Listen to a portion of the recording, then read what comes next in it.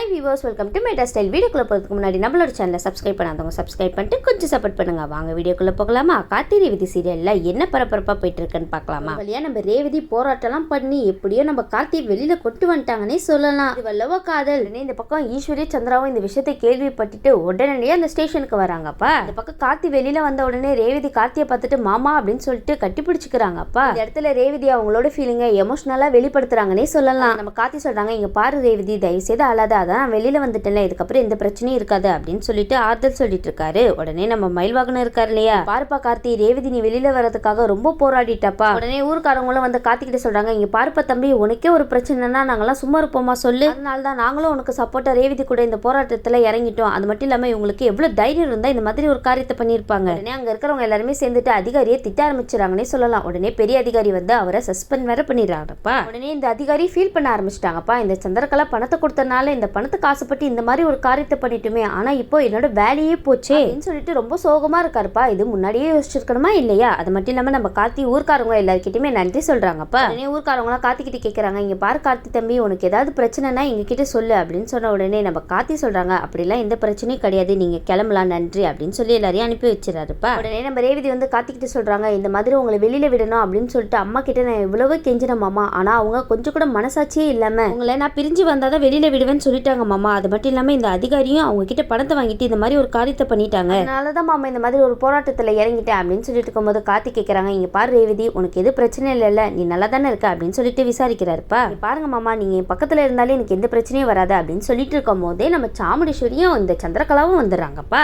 நம்ம ரேவதி பயங்கர கோவத்தோட பேச ஆரம்பிச்சிட்டாங்கன்னே சொல்லலாம். என்னமோ சொன்னீங்க, நான் வீட்டுக்குள்ள வந்தாதான் என்னோட மாமா வெளியில வர முடியும் அப்படின்லாம் டைலாக் விட்டீங்களே, பாத்தீங்களா எப்படி என்னோட மாமாவை வெளியில கொண்டு வந்தேன்னு. என்னை பத்தி நீங்க என்ன நினைச்சீங்கன்னா ரேவதி, அது மட்டும் இல்லாம என் மாமாக்கு ஒண்ணுன்னா இந்த ஊரே திரண்டு வந்துச்சு, ஆனா உங்களுக்கு யாராவது அந்த மாதிரி வருவாங்களா என்ன? எப்படி வருவாங்க? எல்லாரையும் அழிக்கணும்னு நினைக்கிற உங்க எண்ணத்துக்கு யார் வருவா சொல்லுங்க? பக்கத்துல நிக்கிறாங்களே உங்க தங்கச்சி, அவங்க மட்டும்தான் வருவாங்க. அவங்களும் எவ்வளவு நாளைக்கு வருவாங்க?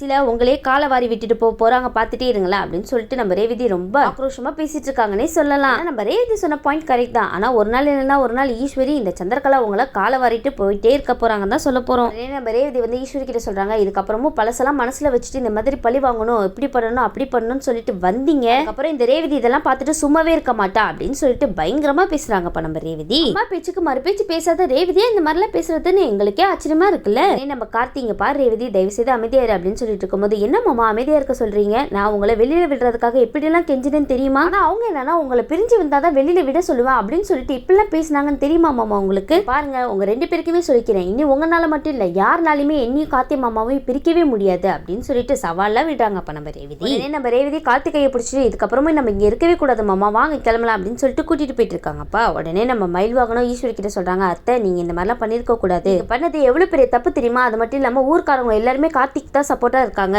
இந்த சந்திர சொல்றாங்க, என்ன அந்த கார்த்தி சகலைக்கே சப்போர்ட்டா அப்படின்னு சொல்லிட்டு இருக்கும்போது, நான் ஒன்னும் யாருக்கும் சப்போர்ட் பண்ணி பேசல, இங்க நடக்கிறதா பேசிட்டு இருக்கேன், யார் பக்கம் நியாயம் இருக்கோ அவங்க பக்கம் தான் நான் எப்பவுமே நிப்பேன் அப்படின்னு சொல்லிட்டு இருக்கும்போது, உடனே ஈஸ்வரியை பார்த்து சொல்றாங்க, இங்க பாருங்க அத்தை, இங்க நிக்கிறாங்களே உங்க பக்கத்துல சின்னத்தை, உங்க பேச்சு கேட்டுட்டு நீங்க எல்லாரும் மேலேயும் ரொம்ப கோவப்பட்டு இருக்கீங்க, பார்த்து நடந்துக்கோங்க. அது மட்டும் இல்லாம மத்தவங்க கிட்டயும் நீங்க கோபத்தை தான் சம்பாதிச்சிட்டு இருக்கீங்க, பார்த்து நடந்துக்கோங்க அப்படின்னு சொல்லிட்டு இருக்காருப்பா நம்ம மயில்வாகனம். உடனே மயில்வாகனம் சொல்றாங்க, நீங்க எவ்வளவு பெரிய ஆள் இந்த ஊர்ல, அது மட்டும் இல்லாம இப்ப இந்த ஊர்க்காரங்க முன்னாடி எப்படி தலை நிமிர்ந்து நிப்பீங்க, மாதிரி ஒரு கெட்ட பேரை வாங்கி வச்சிருக்கீங்களே ச்சே அப்படின்னு சொல்லிட்டு நம்ம மயில்வாகனம் போயிட்டே இருக்காருப்பா. உடனே நம்ம ஈஸ்வரி இதெல்லாம் கேட்டுட்டு தலை குடிஞ்சிட்டு நிக்கிறாங்கன்னே சொல்லலாம். அது மட்டும் இல்லாம இந்த சந்திரகலா இருக்காங்களா, ச்சே என்னடா இது, நம்ம நினைச்சது இன்னைக்குமே நடக்கவே மாட்டேங்குது, தடவை நம்ம ஒரு பிளானை போட்டோம் இப்படி சொதப்பி போச்சு அப்படின்னு சொல்லிட்டு இருக்கும் போதே அந்த அதிகாரிங்க வராங்க, இங்க பாருங்க மேடம், நான் ரொம்ப பெரிய தப்பு பண்ணிட்டேன், அப்பவே அவரை வெளியில விட்டுருக்கணும், உங்க பேச்சை கேட்டு உங்க பணத்துக்கு ஆசைப்பட்டு இந்த மாதிரி ஒரு காரியத்தை பண்ணல, எனக்கு தேவைதான் அப்படின்னு சொல்லிட்டு நம்ம அதிகாரி கோபமா பேச, உடனே வந்து சந்திரகலா கேட்கறாங்க, என்னைய பேசிட்டு இருக்கேன் நீனு? உடனே அதிகாரிங்க சொல்றாங்க, ஆமா மேடம், நீங்க என்ன பேசுவீங்க இன்னமும் பேசுவீங்க, பேச்சை கேட்டுட்டு இந்த மாதிரி ஒரு காரியத்தை பண்ணல, எனக்கு இது வேணும் இதுக்கு மேலேயும் வேணும் அப்படின்னு சொல்லிட்டு அங்க வந்து கிளம்பி போயிடுறாருப்பா. அப்படின்னு சொல்லிட்டு இந்த பக்கம் நம்ம சந்திராவும் ஈஸ்வரியும் ஒரே டென்ஷனோட வீட்டுக்கு வர, நம்ம ஈஸ்வரி ஒரே யோசனையோட இருக்காங்கப்பா. உடனே இந்த பக்கம் இந்த சந்திரா சொல்றாங்க, அக்கா நீ ஒன்னும் கவலைப்படாத, எதுவா இருந்தாலும் பாத்துக்கலாம் அப்படின்னு சொல்லிட்டு இருக்கும்போது நம்ம ஈஸ்வரி ரொம்ப மௌனமா இருக்காங்கன்னே சொல்லலாம். அந்த இடத்துக்கு நம்ம ராஜராஜனும் ரோகிணியும் வந்துட்டாங்கன்னே சொல்லலாம். உடனே ராஜராஜன் கேக்குறாங்க, ஈஸ்வரி இந்த அசிங்கெல்லாம் உனக்கு தேவையே என்ன? பாருங்க, தேவையில்லாம எனக்கு அட்வைஸ் பண்ற வேலைலாம் வச்சுக்காதீங்க, அது மட்டும் இல்லாம நான் என்ன பண்றேன் ஏது பண்றேன்னு எனக்கு நல்லாவே தெரியும், நான் ஒன்னும் குழந்தை கிடையாது அப்படின்னு சொல்லிட்டு இருக்கும்போது நம்ம ராஜராஜன் சொல்றாங்க, இங்க பாரு ஈஸ்வரி, நீ எல்லாம் திருந்தவே மாட்டேன்னு நினைக்கிறேன், இன்னும் பட்டு தான் திருந்துவ அப்படின்னா பட்டு திருந்திக்கோ, தேவையில்லாம இதுக்கப்புறமா எந்த பிரச்சனையும் வரக்கூடாது, நீ யார் முன்னாடி தலை குனிஞ்சு நிக்க கூடாதுன்னு தான் நான் பேசிட்டு இருக்கேன், அதுக்கப்புறம் உன்னோட இஷ்டம் அப்படின்னு சொல்லிட்டு இருக்காருப்பா நம்ம ராஜராஜன். சரின்னு சொல்லிட்டு இந்த பக்கம் ரேவதி கார்த்தி வீட்டுக்கு வர, உடனே நம்ம பரமேஸ்வரி பாட்டி கார்த்தியை கட்டி பிடிச்சிட்டு கார்த்தி வந்துட்டியாப்பா இப்பதான் எனக்கு போன உயிரை திரும்பி வந்திருக்கு அப்படின்னு சொல்லிட்டு பயங்கரமா அழ ஆரம்பிச்சிட்டாங்கன்னே சொல்லலாம். ஈஸ்வரிக்கு நம்ம குடும்பத்து மேல இருக்கிற கோவம் எப்பதான் போகுமோ தெரியல, என்னோட பேரனை போட்டு பாடுத்துறாளே. பாருப்பா நீயும் ரேவதியும் சேர்ந்து ஒன்னா வாழலான்னு இப்பதான் முடிவெடுத்திருக்கீங்க. ஆனா அதுக்குள்ள ஈஸ்வரி இருக்காளே அவ மனசு என்ன கல்லா, பெத்த பொண்ணு தானே, தன்னோட பொண்ணோட வாழ்க்கையை அழிக்கிறதுக்காக இந்த அளவுக்கு அவ இறங்கிட்டாலே. சி அவளாம் ஒரு மனுஷியா, நான் என்ன பண்ற பாருப்பா அப்படின்னு சொல்லிட்டு நம்ம பரமேஸ்வரி பாட்டி வேகமா கிளம்ப உடனே நம்ம கார்த்தி தடுக்கிறாங்கப்பா நம்ம பரமேஸ்வரி பாட்டிய. பாருங்க பாட்டி தயவு செய்து சொல்றேன், நீங்க அவசரப்படாதீங்க. அது மட்டும் இல்லாம இது உங்க உடம்புக்கு நல்லதே கிடையாது. பாருங்க பாட்டி நான் உங்க பேரனை பத்தி உங்களுக்கு நல்லாவே தெரியுமா தெரியாதா, உங்களை நான் பாத்துக்கிற கூடிய சீக்கிரம் எல்லாரோட மனசையும் நான் மாத்துவேன் பாட்டியா அப்படின்னு சொல்லிட்டு நம்ம கார்த்தி எப்படியோ பரமேஸ்வரி பாட்டியை சமாதானப்படுத்துறாங்கன்னே சொல்லலாம். அப்படின்னு சொல்லிட்டு இந்த பக்கம் நம்ம கார்த்தி கண்டிப்பா ரேவதி சாப்பிட்டு மாட்டா, அவளுக்கு சாப்பாடு எடுத்துட்டு போலாம் அப்படின்னு சொல்லி நினைச்சிட்டு இருக்க. இந்த பக்கம் நம்ம ரேவதி இருக்காங்களே நடந்த விஷயத்தை மறுபடியும் மண்டையில போட்டு குழப்பிட்டு இருக்காங்கன்னே சொல்லலாம். உடனே நம்ம கார்த்தி வந்து ரேவதியை பார்த்து கேட்கறாங்க, என்னாச்சு ரேவதி என்ன யோசிச்சுட்டு இருக்க அப்படின்னு சொல்லி கேட்க நம்ம ரேவதி சொல்றாங்க, இல்ல மாமா இன்னைக்கு நடந்ததை நினைச்சு பார்த்தாலே எனக்கு ரொம்ப கஷ்டமா இருக்கு. அம்மா என்ன கஷ்டப்படுத்தணும்னு நினைச்சிட்டு உங்களை இந்த மாதிரி அசிங்கப்படுத்திட்டாங்களே மாமா, அதை என்னால தாங்கிக்கவே முடியல மாமா அப்படின்னு சொல்லிட்டு இருக்கும்போது உடனே கார்த்தி சொல்றாங்க, இங்க பாரு ரேவதி நான் தான் சொன்னல இது எல்லாமே சந்திராத்தையோட வேலையா தான் இருக்கும் அப்படின்னு சொல்லிட்டு இருக்கும்போது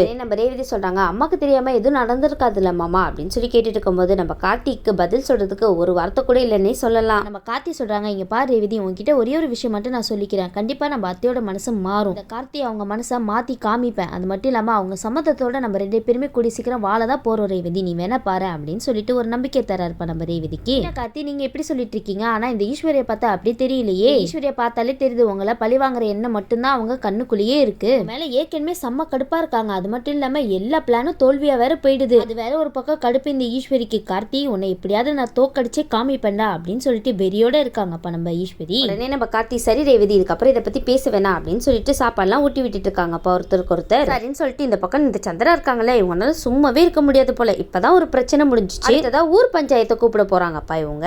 சந்திரா வந்து ஈஸ்வரி கிட்ட சொல்றாங்க, அக்கா உனக்கு ஒரு விஷயம் ஞாபகம் இருக்கா, ரேவதி கல்யாண விஷயத்துல ஊர்ல நடந்த பஞ்சாயத்து உனக்கு ஞாபகம் இருக்கா அப்படின்னு சொல்லி கேட்க உடனே நம்ம ஈஸ்வரியும் வந்து ஞாபகம் இருக்கே அப்படின்னு சொல்றாங்கப்பா. சந்திரா சொல்றாங்க, நீங்க 2 பேருமே கணவன் மனைவி கிடையாது அப்படின்னு சொல்லிட்டு ஊர் பஞ்சாயத்துல காசு வெட்டி போட்டு கார்த்தியையும் ரேவதியையும் ஊர் பஞ்சாயத்துல பிரிச்சுதானே வச்சிருந்தாங்க. அப்ப எப்படி இந்த கார்த்தி ரேவதியும் கணவன் மனைவியா வாழ முடியும் அப்படின்னு சொல்லிட்டு ஊர் பஞ்சாயத்து கூட்டுவோம், அங்க உன்னோட நியாயத்தை கேளுக்கா ஏன் சும்மா விடுற அப்படின்னு சொன்ன உடனே நம்ம ஈஸ்வரி கொஞ்ச நேரம் யோசிச்சு பார்த்துட்டு, ஆமா சந்திரா நீ சொல்றது கூட கரெக்ட் தான், நாளைக்கே ஊர் பஞ்சாயத்தை கூட்டுற அப்படின்றாங்கப்பா இந்த ஈஸ்வரி. தேவையில்லாத வேலை பார்த்துட்டு இருக்கீங்க ஈஸ்வரி இந்த சந்திரா பேச்சை கேட்டுட்டு அப்படின்னு சொல்லிட்டு அடுத்த நாள் பார்த்தோன்னா ஊர் பஞ்சாயத்தை கூட்டி நம்ம கார்த்தி ரேவதி எல்லாரையும் அங்க வர வைக்கிறாங்கப்பா. அது மட்டும் இல்லாம நம்ம ஈஸ்வரி வந்து சொல்றாங்க, பஞ்சாயத்துல ரேவதிக்கு நியாயத்தை கேட்கிறா அப்படின்னு சொல்லிட்டு சிரிச்சுட்டே வராங்கப்பா பஞ்சாயத்துக்கு. ஈஸ்வரி இந்த பஞ்சாயத்துல நீங்க தான் ஜெயிப்பீங்கன்னு ரொம்ப முழு நம்பிக்கையோட வரீங்க போலயே, முகத்துல மலர்ச்சி ரொம்ப பயங்கரமால இருக்கு, பார்த்து கடைசியில அந்த முகத்துல இருக்கிற மலர்ச்சி போயிட போகுது. சரிங்க பஞ்சாயத்துல என்ன தீர்ப்பு சொல்ல போறாங்கன்னு வெயிட் பண்ணி பார்க்கலாம். இந்த வீடியோ உங்களுக்கு பிடிச்சிருந்துச்சுன்னா மறக்காம மெட்ரஸ் ஸ்டைல லைக் பண்ணுங்க, ஷேர் பண்ணுங்க, சப்ஸ்கிரைப் பண்ணிடுங்க. தேங்க்யூ.